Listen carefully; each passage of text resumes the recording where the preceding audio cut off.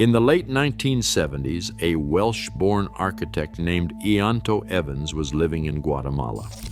He taught women in rural villages to cook on stoves that would not fill their kitchens with smoke that was slowly killing their children. He worked with the Aprovecho Research Institute. The stoves were simple. A J-shaped burn chamber made from local clay forced air into the fire at an angle, creating turbulence so violent that the wood burned almost completely. Almost no smoke, almost no fuel wasted. The design worked so well that 8 organizations on 3 continents adopted it. But Evans was not thinking about cooking. He was thinking about heating. He went home to Oregon and asked a question that would define the next 40 years of his life. What happens if you take that combustion chamber and instead of venting the heat out a chimney, you run it through 2,000 pounds of thermal mass and let the mass hand the heat back to you all night? He built one. Firebrick, clay, sand, an old 55-gallon oil drum and stovepipe. Total cost under $400. He lit a small fire of sticks for 2 hours. The bench stayed warm for 20 hours. He used 1/10 the wood of a conventional stove and produced no visible smoke. His students, Ernie and Erica Wisner, refined the design and built over 700 more across North America. Not one has produced a structural failure. Not one has caused a house fire.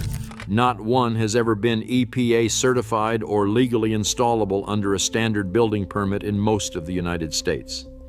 The heater works. It has always worked.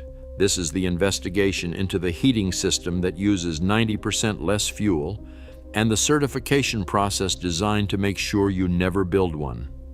The downgrade. Subscribe before we open this one. The first thing to understand is the physics. A conventional wood stove is a metal box.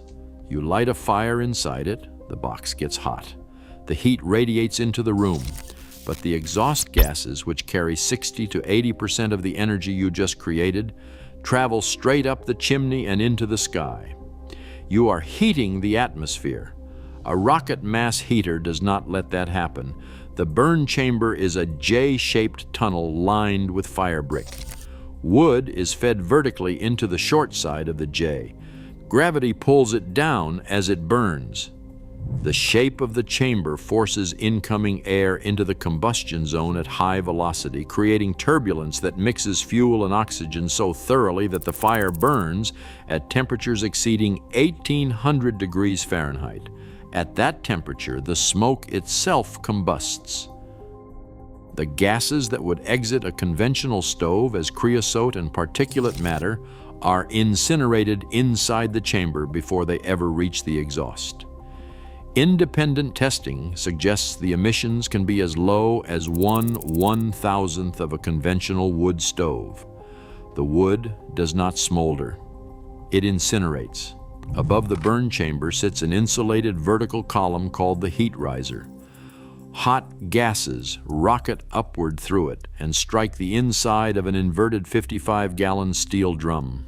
The drum captures the heat and forces the gases back downward, then horizontally through a run of ducting buried inside a massive bench made of cob, which is a mixture of clay, sand, and straw. That bench weighs between 2,000 and 4,000 pounds. The gases surrender their heat into the mass inch by inch as they travel through the ducting. By the time the exhaust exits the building, it is barely warm to the touch. Almost nothing is wasted. A conventional wood stove burns 6 to 8 cords of wood per winter. A rocket mass heater burns 1 to 2. A 2-hour fire heats the bench. The bench heats the house for the next 20 hours. That is the engineering. Now, here is the problem it creates. The average American household will spend $976 on heating this winter. Over 30 years of home ownership, that household will pay more than $30,000 just to stay warm inside a structure it already owns. Every dollar of that $30,000 flows through a supply chain. Fuel producers, utility companies, HVAC manufacturers, their parts suppliers, their installation contractors, their maintenance networks. The U.S. residential HVAC market generated $20.5 billion in revenue in 2024.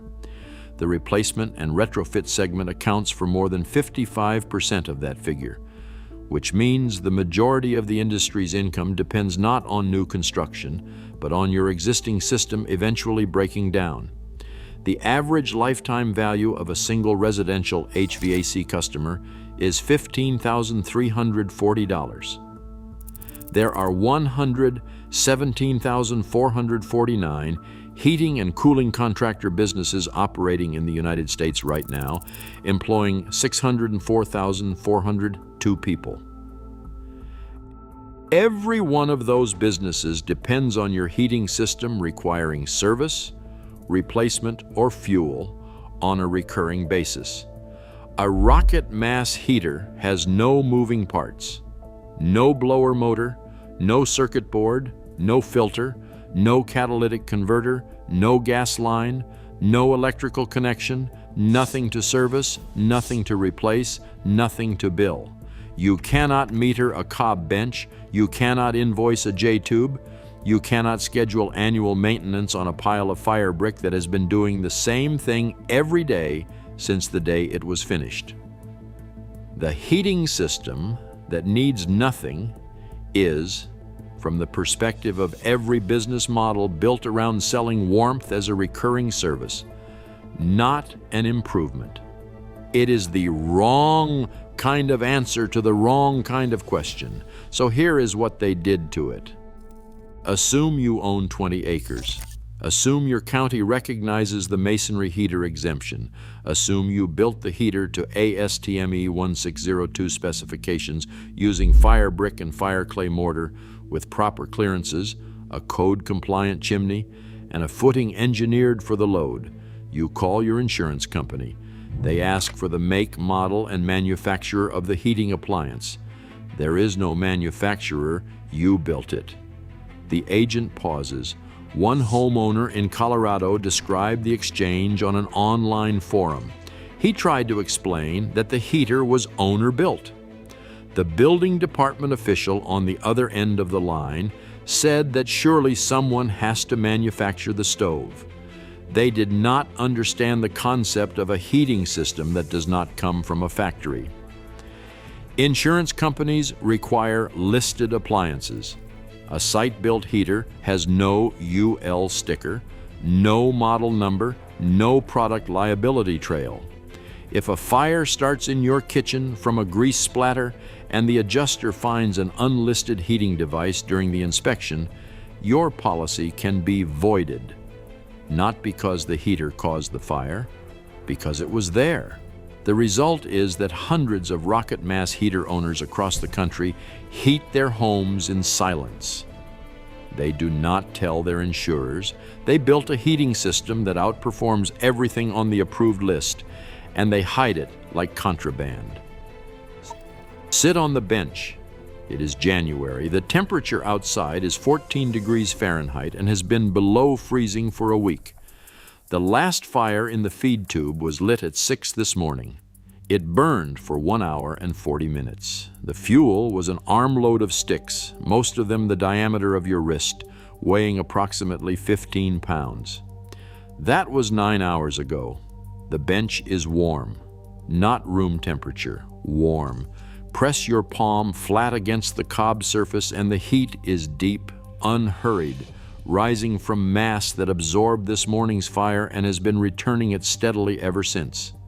There is no thermostat on the wall, no blower running behind a vent, no baseboard heater along the floor, no ductwork anywhere.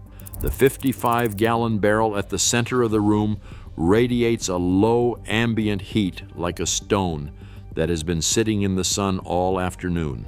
Beside the feed tube sits a small pile of sticks for tomorrow's burn. That pile, roughly the size of a paper grocery bag, is the entire fuel supply for the next 24 hours of heat in a 1,500 square foot house. Outside, it is 14 degrees Fahrenheit. Inside, it is 68 degrees Fahrenheit. The difference between those two numbers is being maintained by firebrick, cob, and a steel drum that was pulled from behind a mechanic's shop. The firebrick cost $80. The cob was dug from the yard. The drum was free. The question that occurs to you is not how. Evans explained the physics in 1978, and it has not changed. The question is why? Why, with over 700 documented builds producing 0 house fires, combustion efficiency above 90%, and emissions cleaner than most EPA-certified stoves on the market, has this technology remained prohibited in 47 states? The data exists. It has never been cited in an NSPS update proceeding. There is something particular about a heating technology that was not killed because it failed, but because it succeeded too cheaply for the system to process. The usual arc of a suppressed technology is that it had a flaw, or it arrived before the infrastructure could support it, or the alternatives were simply more practical. The rocket mass heater has none of those explanations available to it. Evans built the first one in Oregon in the late 1970s, and it worked. The Wisners built 700 more, and they kept working. The combustion is cleaner than the stoves the EPA certifies. The fuel consumption is a fraction. The construction cost is negligible.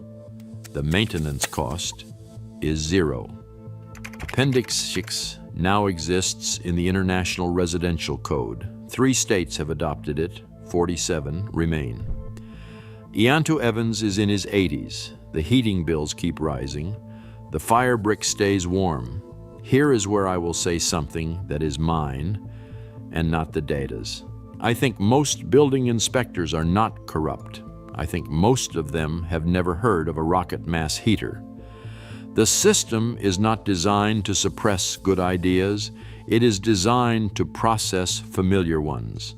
And when something arrives that does not resemble anything the system has processed before, it does not reject it out of malice. It files it under other and moves to the next application. The result is the same. Your house stays cold. The bill arrives every month. And the firebrick sits in a workshop in Oregon, warm, waiting for someone to ask. Tell me in the comments, would you build one? Have you built one? If your county or your insurer told you no, what exactly did they say? Drop it below.